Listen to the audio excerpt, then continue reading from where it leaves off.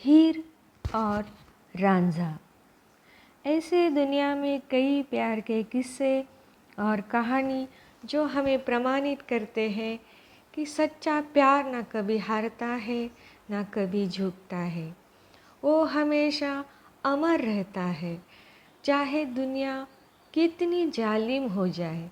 आखिर में जीत प्यार की ही होती है। इन्हीं कहानियों में एक कहानी हीर रांझा की है, जो प्यार की ऐसी अमिट छाप छोड़ी जिसे दुनिया आज भी याद करती है। उनका प्यार अमर है। आइए जाने हीर रांझा की सच्ची प्रेम कहानी। प्यार को शब्दों में बयां नहीं किया जा सकता और ना ही इसकी कोई परिभाषा है। इसे सिर्फ महसूस किया जा सकता है। ये तो एक ऐसा खूबसूरत एहसास है जो दो लोगों को बहुत गहराई से आपस में जोड़ता है। ये एक ऐसा बंधन है जो दो लोगों को रूह की गहराई से बांध देता है। प्यार आसानी से किसी से हो तो सकता है, पर आसानी से ख़त्म नहीं हो सकता। प्यार को सिर्फ वो महसूस कर सकता है जो सच में किसी से सच्चा प्यार करता है। एक कहानी पाकिस्तान से शुरू होती है। पाकिस्तान की चेनाब नदी के किनारे पर तख्त हजारा नामक गांव था। मौजू चौधरी गांव का मुख्य जमींदार था। उसके 4 पुत्र थे और रांझा उन 4 भाइयों में सबसे छोटा था। रांझा का असली नाम झीडो था और उसका उपनाम रांझा था, इसलिए उसे सभी रांझा कहकर बुलाते थे। रांझा चारों भाइयों में छोटा होने के कारण अपने पिता का बहुत लाडला था। रांझा के दूसरे भाई खेती में कड़ी मेहनत करते रहते थे और रांझा बांसुरी बजाता रहता था, जिस कारण उसके भाई रांझा से नफरत करते थे। रांझा को बचपन में ही खूबसूरती से इश्क था। उसने अपने लिए सपनों में ही एक हसीना की तस्वीर गढ़ ली थी। रांझा बड़ा ही आशिक मिजाज था। 12 साल की उम्र में पिता का साया उसके सिर से उठ गया था और भाइयों से विवाद हो गया।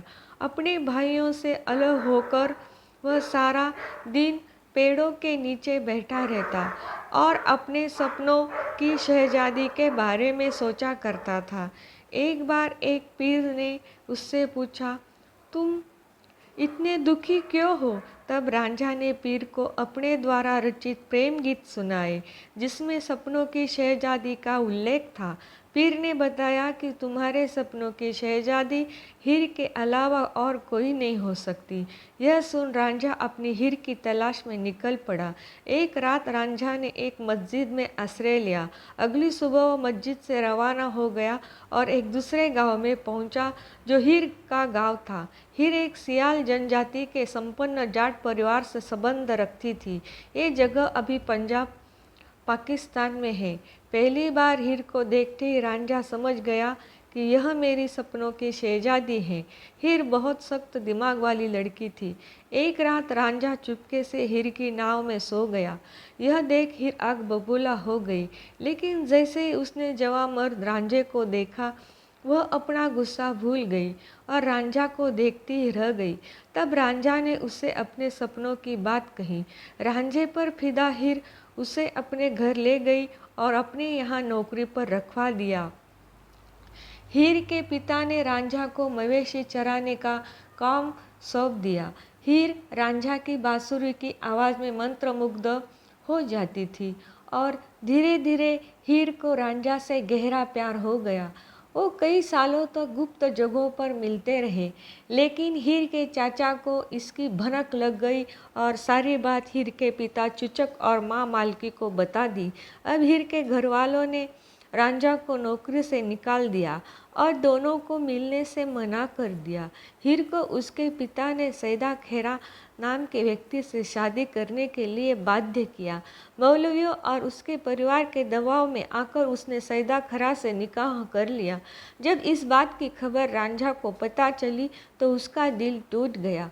वो ग्रामीण इलाकों में अकेला दर दर भटकता रहा।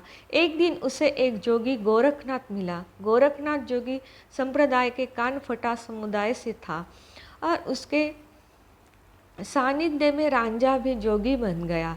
रब का नाम लेता हुआ वो पूरे पंजाब में भटकता रहा और अंत में उसे हीर का गांव मिल गया जहां वो रहती थी। वो हीर के पति सैदा के घर गया और उसका दरवाज़ा खटखटाया। उसकी आवाज़ सुनकर हीर बाहर आई और उसे भिक्षा देने लगी। दोनों एक दूसरे को देखते रह गए। रांझा रोजाना फकीर बनकर आता और हीर उसे भिक्षा देने। दोनों रोजाना मिलने लगे। यह हीर की भाभी ने देख लिया। उसने हीर को टोका तो रांझा गांव के बाहर चला गया। सारे लोग उसे फकीर मानकर पूजने लगे।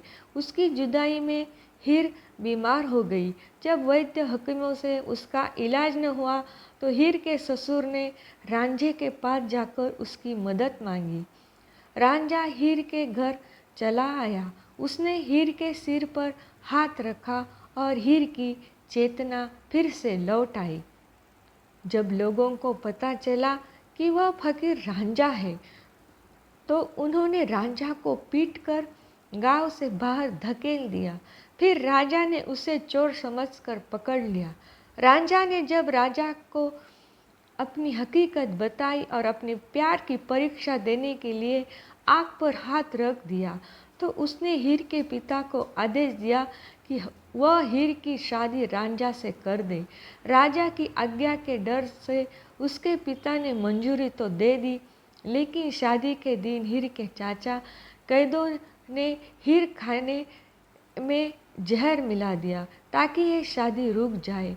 ये सूचना जैसे रांझा को मिली वो दौड़ता हुआ हीर के पास पहुंचा, लेकिन बहुत देर हो चुकी थी। हीर ने वो खाना खा लिया था जिसमें जहर मिला था और उसकी मौत हो गई। रांझा अपने प्यार की मौत के दुख को झेल नहीं पाया और उसने भी वो जहर वाला खाना खा लिया और उसके करीब उसकी मौत हो गई। हीर रांझा को उनके पैतृक गांव झंग में दफन किया गया, जहाँ आज भी प्रेम का मजार बना हुआ है। भले ही हीर मर गई, रांझा मर गया, लेकिन उनकी मोहब्बत आज भी जिंदा है। तो दोस्तों, ये थी आज की प्रेम कहानी। आपको कैसी लगी? लाइक कीजिए, कमेंट कीजिए, चैनल को सब्सक्राइब कीजिए, क्योंकि मैं आपके लिए रोज़ नई नई कहानी लेके आऊँगी। इसलिए आप बेल आइकॉन पर दबाइए। धन्यवाद।